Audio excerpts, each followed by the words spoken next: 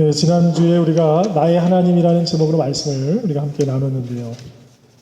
이번 달 들어와서 하나님에 대한 주제를 가지고 함께 말씀을 지금 우리가 나누고 있습니다.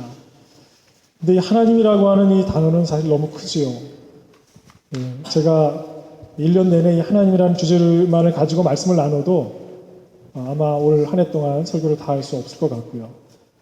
제가 목회를 하는 동안 계속해서 하나님에 대해서 설명해도 역시 똑같으리라고 생각을 합니다. 하나님을 인간의 말로 표현해서 설명할 수는 없겠지만, 그러나 우리의 수준에서 우리가 고민하는 어떤 부분, 우리가 이해할 수 있는 어떤 포인트를 가지고서 함께 말씀을 나누다 보면 하나님을 우리의 손으로는 붙잡지 못한다 할지라도 하나님의 그 뜻을 좀 이해하면서 하나님께 한 발자국이라도 앞으로 나아갈 수 있게 될 줄로 믿습니다. 그래서 오늘은 나의 등 뒤에 계신 하나님이라는 제목을 가지고 함께 말씀을 나누려고 합니다. 다음 주는 강사 목사님이 오시기 때문에 그 이후에 또 이어서 이제 하나님에 관련해서 또 다른 말씀을 나누겠는데요. 그때 이어서 할 말씀은 우리 앞에 계신 하나님입니다. 우리 앞에 계시는 하나님, 보이는 것 같고 말씀하시는 것 같은 그 하나님을 우리가 또 성경 말씀 속에서 우리 삶의 현장에서 보기도 하지만, 때로는 손에 붙잡히지 않는 하나님, 숨어 계신 것 같은 하나님을 또 만나기도 합니다. 그래서 오늘 말씀 속에서 우리가 숨어 계셨다고 생각했던 그 하나님이 숨어 계신 분이 아니라 나의 등 뒤에 계시는, 나를 도우시는 하나님이다라는 그런 내용을 가지고 함께 말씀을 나눠보려고 합니다. 첫 번째 말씀으로, 하나님은 숨어 계시는 분이 아니라 나의 등 뒤에서 도우시는 분이다 라고 하는 사실을 우리가 기억해야 될 줄로 믿습니다. 우리가 예수 그리스도를 믿으면서 가장 힘든 순간 중에 하나는 아마도 하나님은 살아계시다고 이미 고백한 그리스도인이지만 실질적인 삶의 현장, 문제를 앞에 두고 그 자리에서는 때로는 하나님이 정말 살아계실까 의심할 수밖에 없는 그런 현장, 그때 가장 힘들지 않을까 생각이 듭니다.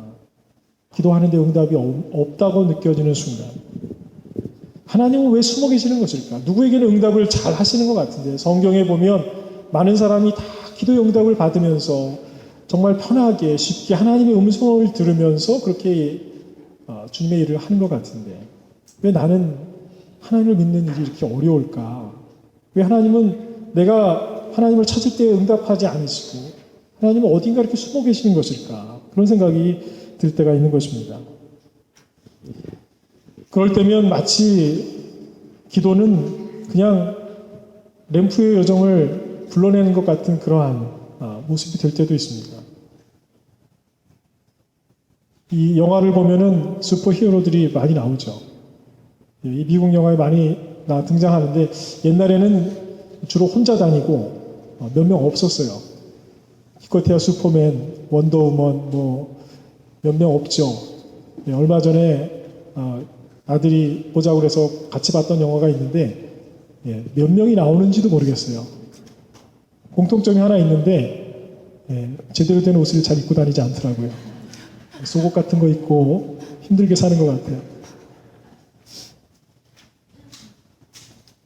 어려울 때, 힘들 때 어딘가를 향해서 혹시 도움이 어디서 올까 하고 하늘을 쳐다보면 슈퍼맨이 막 날아오고요. 빌딩에서 막 스파이더맨이 뛰어내려오고, 영화에서는 그렇죠. 근데 우리 인생 연장에서 어떻습니까?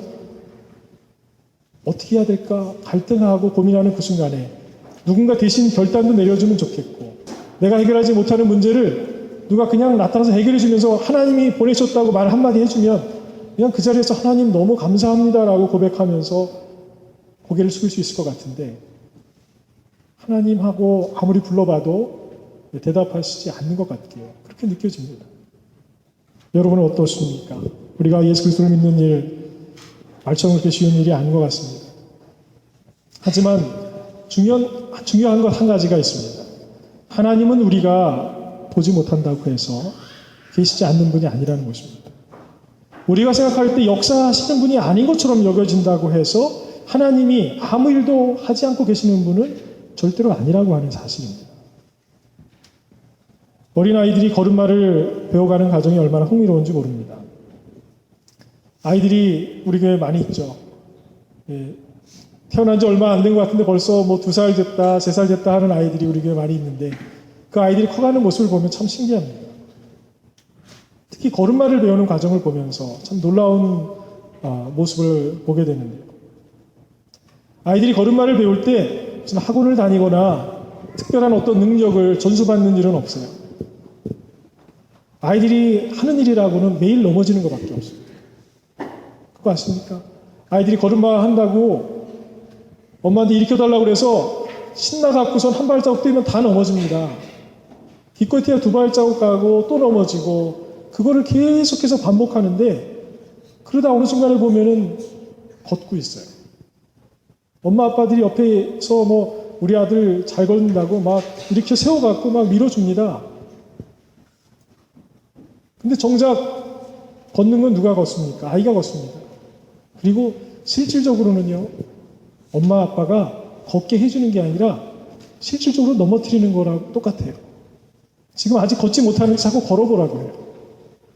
그래서 아이가 엄마와 함께하는 그 관계 속에서 걸음마를 배워가는 과정에서 그 아이가 경험하는 거는 넘어지는 것을 경험합니다. 아무도 붙잡아주지 않는 것 같고 혼자서 걷다가 혼자 넘어지는 것을 계속해서 경험하는데 시간이 흐르다 보면 아이가 걸을 수가 있습니다. 신기하지 않습니까? 우리가 다 지나온 시간들입니다. 여기서 우리가 까맣게 잊고 있었던 아주 중요한 사실 한 가지는 무엇이냐? 아이가 혼자 넘어지지 않았다는 거예요. 그 아이 뒤에는 엄마, 아빠가 항상 지켜보고 있었던 거죠. 때로는 그냥 넘어지게 내버려 두지만 그게 방치했다는 의미가 아닙니다. 그 아이가 스스로 자기의 발에 힘이 나서 막 신나서 걷고 싶은데 넘어질 수 있는데도 걸어가 보도록 한번 기회를 주는 것입니다. 넘어지게도 두는 거예요. 이렇게 걸으면 넘어질 수 있다라고 하는 것. 장애물이 있을 때 그냥 마음대로 가면 넘어진다라고 하는 것을 아이들이 넘어지는 가운데 배우는 것입니다. 그것을 부모는 그렇게 넘어지도록 기회를 주는 거예요. 다만 넘어지다가 다칠 위험이 있는 상황이 되면 그냥 내버려 두지 않습니다. 그때는 혼자 넘어지는 것 같았는데 뒤에서 아빠가 옷을 낚아채서 들어 올려줍니다. 다치지 않고. 그 과정에서 아이는 걸음마를 배워가고 나중엔 잘 걸을 수 있게 되죠. 혼자 걸은 것 같지만 엄마 아빠가 그 자리에 없었다면 아이는 제대로 걸을 수 없습니다. 용기가 날 수 있도록 이리 오라고 자꾸 손짓해주지 않으면 아이가 계속 넘어지다가 못 걸을 수도 있는 것입니다.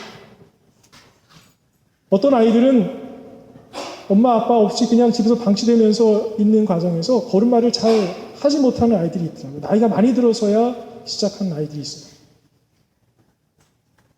혼자 넘어지는 일인데도 옆에 엄마 아빠가 없으면 아이들이요 걸음마 하는 거 제대로 배우지 못해요. 우리가 혼자 있는 것 같지만 사실 하나님은 우리 뒤에 계시는 것입니다. 그 하나님은 우리가 넘어지는 그 현장에서 그것을 누구보다 분명하게 바라보고 계십니다. 때로는 가슴 아파하시면서 기다려주시는 것입니다. 우리가 넘어지면서 하나님의 옷자락이라도 붙들었으면 하는 심정이지만 사랑하는 성도 여러분, 숨어 계신 것 같은 그 하나님이 없다라고 불평하는 여러분들이 되지 않으시길 바랍니다. 하나님은 우리의 등 뒤에서 지켜보시는 하나님이신 줄로 믿습니다. 우리는 어쩌면 신앙으로 살아가면서 신앙의 걸음마를 하고 있는지도 모르겠습니다. 예수 그리스도를 믿는 일은 날마다 넘어지는 일밖에 없습니다.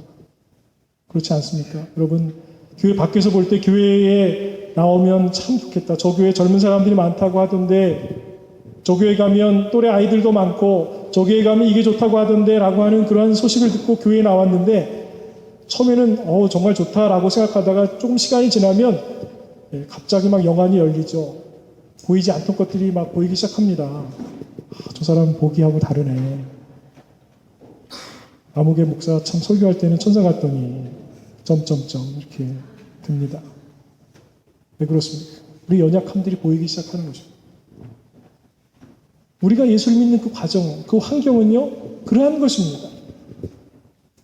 목사고 같이 함께 신앙생활하는 교우들이고 다 천사 같으면 좋겠지만 우리가 실제로 대하는 우리의 이웃과 우리의 교우들과 우리가 섬기는 교회는요, 안정적이지 않습니다. 불안합니다. 항상 문제가 있습니다. 문제와 씨름하고 있고 갈등하고 있는 사람들이 함께 있습니다. 예수를 믿는다고 고백하는 사람들, 앞서가는 사람들, 그 사람만 쫓아가면 될 것 같았는데 그 사람들이 자꾸 옆으로 딴 길로 가는 걸 보게 됩니다. 상처받을 일들이 얼마나 많이 있는지 몰라요. 사랑하는 성도 여러분, 그러나 그렇다고 해서 의심할 일이 생기고 두려운 일이 생기고 연약한 사람들의 모습을 본다고 해서 우리가 신앙생활의 길에서 멀어져 간다면 그것은 우리의 연약함 때문이지 하나님이 우리를 도우시지 않아서가 아닙니다. 다른 사람 때문이 아닙니다. 우리가 누구를 바라봐야 됩니까? 하나님을 바라봐야 됩니다. 우리가 무엇을 들어야 됩니까? 하나님의 음성을 들어야 됩니다. 자꾸 사람의 음성을 듣다 보니까 넘어집니다. 제가 여러분들에게 설교할 때 여러분 누구의 음성을 듣습니까? 강윤구라고 하는 암흑의 목사의 음성을 듣고 제 생각과 제 목회관을 들으시려고 한다면 여러분들은 언젠가 반드시 넘어질 것입니다. 하지만 저를 사용하셔서 제 입술을 통해서 오늘 여러분들에게 말씀을 하나님께서 주신다라고 믿는 분이 여기 계신다면 여러분들은 오늘 하나님의 음성을 듣게 될 줄로 믿습니다. 우리가 볼 수 없다고 해서 하나님이 계시지 않는 것이 절대로 아닙니다. 아이들이 보칠 때가 있습니다.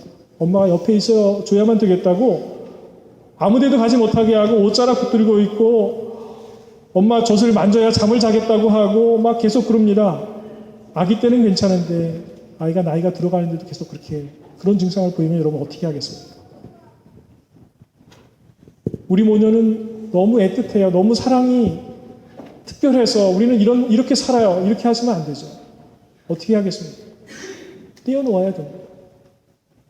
홀로 있게 해줘야 됩니다.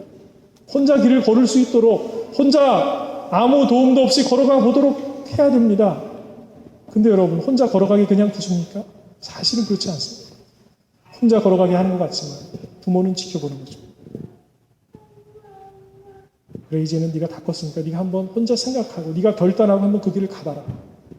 그러면 내쫓은 게 아닙니다. 혼자 가보라고 했지만 본인이 신경 쓰는 것보다 부모는 더 많이 기도하면서 이 아이에게 아무 일이 생기지 않는지 계속해서 신경 쓰면서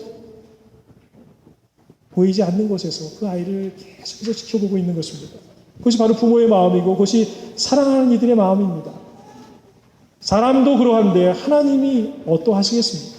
하나님은 우리를 끊임없이 지켜보시는 하나님이신 줄로 믿습니다. 우리는 그 하나님을 믿는 것입니다.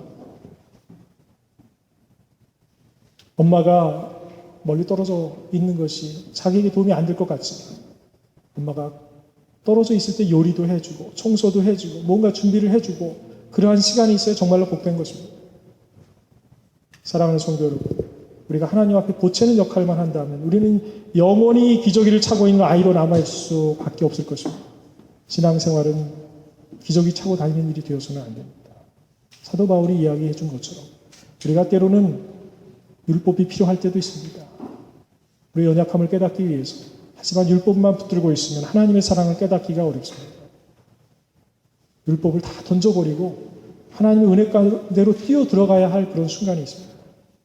우리가 어떤 지팡이 같은 걸 짚고서 걷는 훈련을 한다고 할지라도 그것을 계속 갖고 다니면 우리는 뛸 수 있는 사람이 될 수가 없습니다.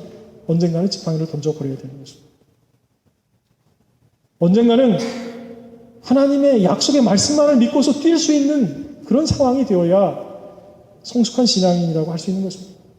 맨날 하나님 뭔가 보여주시옵소서라고 하는 말만 입에 달고 산다면 우리는 앞에 뭔가 보이지 않으면 절대로 앞으로 가지 못하는 사람이 됩니다. 아브라함을 보십시오. 아브라함이 믿음의 사람인 이유는 한 가지입니다. 하나님께서 하신 말씀 그 한마디만을 믿고서 자기의 삶의 현장을 다 버리고 떠날 수 있는 용기가 있었기 때문입니다. 믿음이라고 하는 것은 그런 것입니다. 다 보장받고 사인받고 요즘에는 보니까 옛날에는 새끼손가락으로 약속해서 기껏해야 도장 한번 찍으면 되는데 요즘 이렇게 해서 복사까지 하더라고요. 해보신 분 계세요? 요즘엔 아이들이 그걸 요구해요. 약속이 믿어지지가 않는 거예요.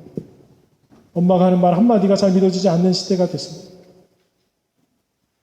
뭔가 검증해 봐야 되는 시대가 됐습니다. 우리가 그 시대에 살면서 우리가 가지고 있는 또 다른 습관이 뭐냐면 하나님을 우리가 검증하려고 하는 것입니다. 하나님이 성경 가운데에서 앞서 살았던 신앙의 선배들의 삶의 현장에서 이미 보여주셨고 말씀하셨고 계시하셨는데 여전히 우리의 말도 안 되는 잣대를 가지고 하나님을 제보겠다고 이야기합니다. 하나님이 살아계시면 나타나 보십시오 하는 것입니다. 여러분, 그렇게 해서 무엇인가 나타난다면 그 존재가 하나님이겠습니다.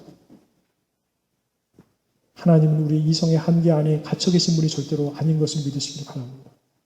어차피 우리는 피조물인 우리들은 하나님이 보여주셔도 다 볼 수 없는 존재입니다. 우리가 하나님을 상대할 수 있는 방법은 믿음으로 나아가는 것밖에 없습니다. 우리의 등 뒤에 계신 하나님을 믿으시는 여러분들이 되시기를 바랍니다. 그분을 인정하게 될 때 우리는 담대해지는 것입니다. 동네 조그만 똥개도요, 주인이 뒤에 있으면요, 얼마나 담대해지는지 아십니까? 짖는 목소리가 커져요. 달라요. 평소하고 같지가 않습니다. 불독이 지나가든 쳇바트가 지나가든 상관이 없습니다. 물론 주인이 어느샌가 문 닫고 집으로 들어가 버리면 꼬리 내리고 도망 들어가겠지만 주인이 옆에 있는 것을 알면요, 짖는 소리가 달라요. 꼬리를 까딱 세우고 귀도 쫑긋하게 세우고 별로 폼이 달라져요. 짖는 소리가 달라져요. 아이들도 그러잖아요. 엄마 아빠가 뒤에 있으면요, 애들 표정이 달라요. 목소리가 달라요. 학교에서 괴롭히던 아이들이 앞에 지나가도 전혀 두렵지가 않아요. 무엇입니까? 믿는 구석이 있으니까 그런 것입니다. 상황이 달라지는 게 아니에요. 우리가 신앙생활을 하면서 능력을 얻는 순간은 언제냐? 내가 뭔가 할 수 있게 되는 순간이 아닙니다. 하나님이 나의 등 뒤에 계신 것을 분명하게 믿고 의지하게 될 때, 그때 우리는 능력의 사람이 되는 것입니다. 왜냐하면 능력은 사람에게 있는 것이 아니라 하나님에게 있기 때문에.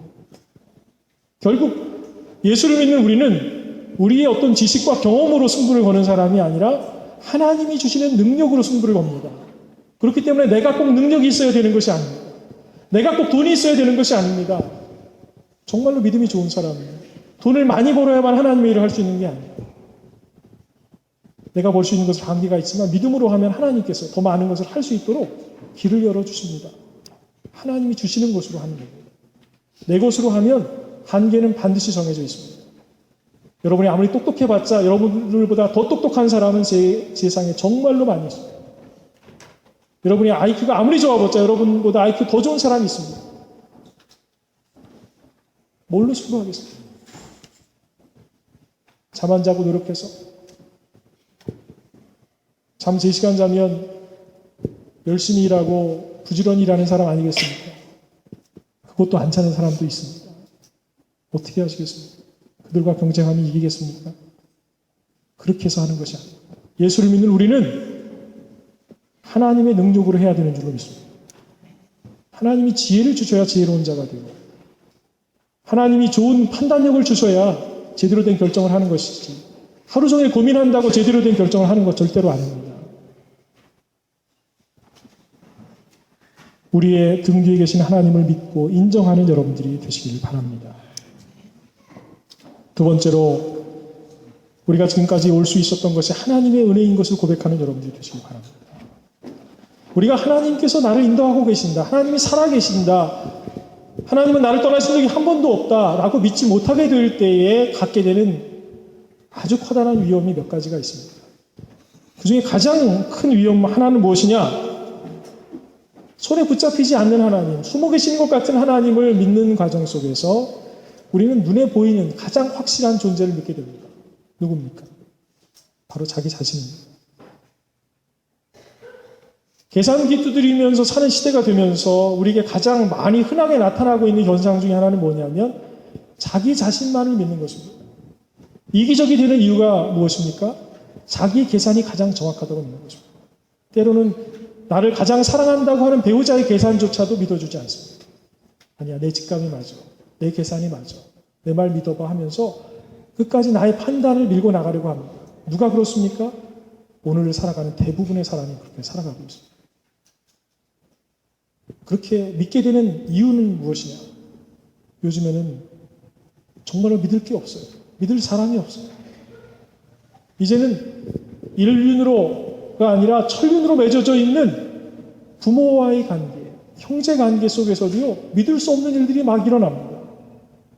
그 과정 속에서 이제는 뭐 계약서를 꼼꼼히 쓰면 된다고 그러는데 계약서 꼼꼼히 쓰는 과정에서 그것을 이용한 사기꾼들에게 우리 넘어집니다. 사기꾼들이 뭘 가장 많이 이용하는지 아십니까? 우리가 두려워하고 의심하는 거를 그 가려운 데를 긁어줍니다.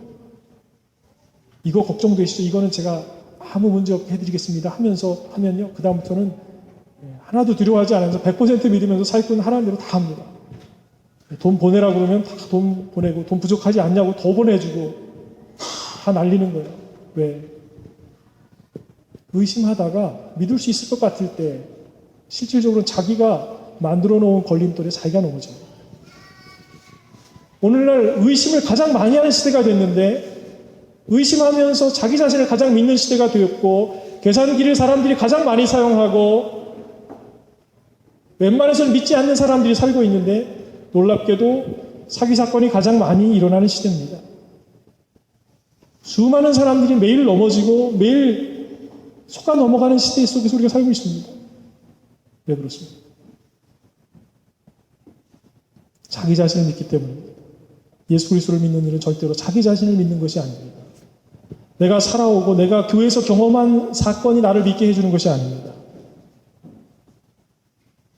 우리가 신앙생활을 오래 했다고, 교회 생활이 익숙하다고 절대로 믿음이 좋은 것이 아닙니다. 목사라고 더 믿음이 좋다고 말할 수는 없어요. 그렇다고 믿음 없는 사람으로 바라보지 마시길 바랍니다. 인간은 연약합니다. 절대로 우리는 인간을 믿어서는 안 됩니다. 우리가 누군가를 믿어야 된다면 왜 믿느냐? 그 사람 뒤에 있는 하나님을 믿기 때문입니다. 여러분이 목회자의 설교를 왜 듣습니까? 목회자가 함께 갑시다 할 때 왜 여러분 따라 나서십니까? 여러분이 저를 믿기 때문이라면 여러분들은 실수하실 겁니다. 여러분은 넘어질 순간이 있을 겁니다. 하나님께서 저를 여러분을 위해서 택했다고 믿을 때 여러분들은 하나님의 은혜를 경험할 수 있을 것입니다. 여러분의 남편, 가장이 돈도 좀 더 많이 벌어오고 더 좀 사랑도 많고 이랬으면 좋겠는데 저랬으면 좋겠는데 그런 마음으로 바라보면 그 남편 믿고 갈 수 없습니다. 좀 연약해 보여도, 모자라 보여도 그 남편이 하나님이 나에게 주신 함께 할 수 있는 배우자, 우리의 가정의 리더라고 인정이 될 때 그 남편이 하나님의 사람이 되는 줄로 믿으시기 바랍니다. 그 사람은 여러분을 도울 것입니다. 여러분의 가정을 세우는 사람이 될 것입니다. 우리는 사람을 믿는 것이 아니라 하나님을 믿는 것입니다. 우리가 교회 생활 가운데서 부딪히는 문제 가운데에서 문제 때문에 넘어지는 것은 하나님이 우리에게 문제를 줘서 넘어지는 것이 아니라 우리가 준비가 되지 않아서 내가 의심하고 내가 믿음이 없고 내가 그것을 건너뛸 능력이 안 되니까 넘어진 것입니다. 여러분 장애물 경기 보십시오. 그 사람들 왜 그걸 다 펄쩍펄쩍 잘 넘어갑니까? 넘어가는 연습을 하던 사람들입니다. 그렇기 때문에 그들은 넘어갈 수 있습니다.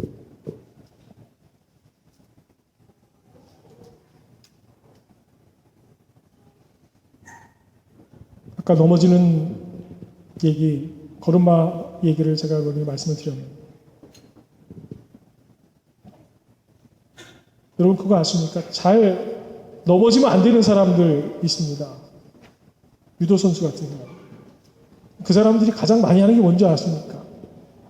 그 사람들이 연습할 때 제일 먼저 하는 게 뭔지 아십니까? 넘어지는 거 연습합니다. 제일 많이 넘어져 본 사람이 잘 안 넘어져. 많은 사람들이 믿음이 없어서 넘어지지 않을 생각만 하고 속지 않을 생각만 하고 그냥 아무것도 하지 않고 그 자리에 있다가 거기서 정말로 넘어져 버립니다. 하나님 의심하면서 믿지 못하다가 하나님의 때가 되었는데 준비가 되지 못해서 하나님이 주셔도 손을 내미셔도 붙잡지 못하고 우리에게 먹으라고 쥐어주셔도 그것을 받아먹지 못해서 영적으로 굶어 죽어가는 사람들이 생기는 것입니다. 또 하나의 병폐는 무엇이냐? 우리가 하나님께서 살아계신다라고 하는 걸 믿지 못하게 될 때, 나의 등 뒤에 계신 하나님을 믿지 못하게 될 때 생기는 또 다른 병폐는 무엇이냐? 믿으면 안 되는 것을 믿고 의지하게 되는 것입니다. 자기 자신을 믿거나 아니면 어떤 물질이나 특정한 사람, 권력 있는 사람, 무엇인가 믿으면 안 되는 대상을 의지하게 되는 일들이 자꾸 생깁니다. 그래서 의심의 시대에 가장 많이 늘어나는 것 중에 하나가 뭔지 아십니까? 우상숭배가 번창하기 시작합니다. 놀랍게도 믿음은 없는데 말도 안 되는 것들을 믿기 시작합니다. 오늘날 계속해서 일어나는 사건입니다. 계산기 두드려 가면서 살아가는 사람들이요, 놀랍게도 요즘엔 컴퓨터 점도 보고 좀 더 과학적으로, 통계학적으로 더 맞는 점을 보면 좀 더 나을 것 같아서 말도 안 되는 미신을 믿으면서 그렇게 살아가는 사람들 얼마나 많이 있는 줄 아십니까? 그게 오늘날의 우리의 모습이고 그것이 오늘의 세대가 살아가는 방법인 것입니다. 그러면 믿는 사람들은 다 괜찮느냐? 교회 안에 있는 사람들은 다 괜찮느냐? 그렇지가 않습니다. 하나님께서 주신 열매를 손에 받아들고 이것이 나의 노력의 대가라고, 나의 땀의 대가라고, 내가 열심히 신앙생활을 했으니까, 내가 고생했으니까 그 결과를 얻은 것이라고 이야기하게 됩니다. 당연한 것처럼 보이죠? 그렇지 않습니다. 성경을 잘 읽어보면 정말로 믿음으로 성공하고 정말로 하나님께 칭찬받았던 사람들의 공통점은 무엇이냐? 내가 얻은 이 모든 것은 내 노력의 대가가 아니요 다 하나님의 은혜입니다라고 고백하는 거죠. 그 사람들은 한결같이 이것은 제가 한 것이 아닙니다. 하나님께서 하셨습니다. 하나님이 나를 사용하셨습니다. 내가 이 길을 간 것이 아니라 하나님이 나를 먼저 부르셨습니다. 내가 하나님을 찾았더니 하나님이 나에게 오셨습니다라고 말하는 것이 아니라 내가 아직 죄인이었을 때 하나님께서 나를 먼저 택하셔서 먼저 찾아오셔서 먼저 용서하시고 먼저 사랑을 알려주셔서 제가 이제야 비로소 그 사랑을 하게 되었습니다. 자기 자신을 드러내는 것이 아니라 하나님께 영광을 돌릴 수 있는 사람이 축복의 사람인 것을 믿으시기를 바랍니다. 고린도전서 4장 7절 말씀을 보니까 당시 고린도 교회에 여러 가지 갈등이 있었고 성도 간에 그 갈등 가운데 서로 비판하고 판단하는 일들이 있었는데 그들에게 오직 판단하실 분은 하나님 한 분밖에 없다라고 하는 사실을 알려줍니다. 누가 너를 남달리 구별했느냐라고 이야기합니다. 누가 너를 남달리 구별하였느냐? 네게 있는 것 중에 받지 아니한 것이 무엇이냐? 네가 받았은즉 어찌하여 받지 아니한 것 같이 자랑하느냐? 이렇게 물어봅니다. 이 질문을 한 이유는 무엇이냐? 남들을 구별하고 좀 높은 곳에 있는 것 같고 무엇인가 가진 것 같고 신앙도 좋은 것 같고 한 그 위치에 있는 그 모든 것이 그것을 다 네가 혼자 한 것이냐? 그렇지 않다는 것입니다.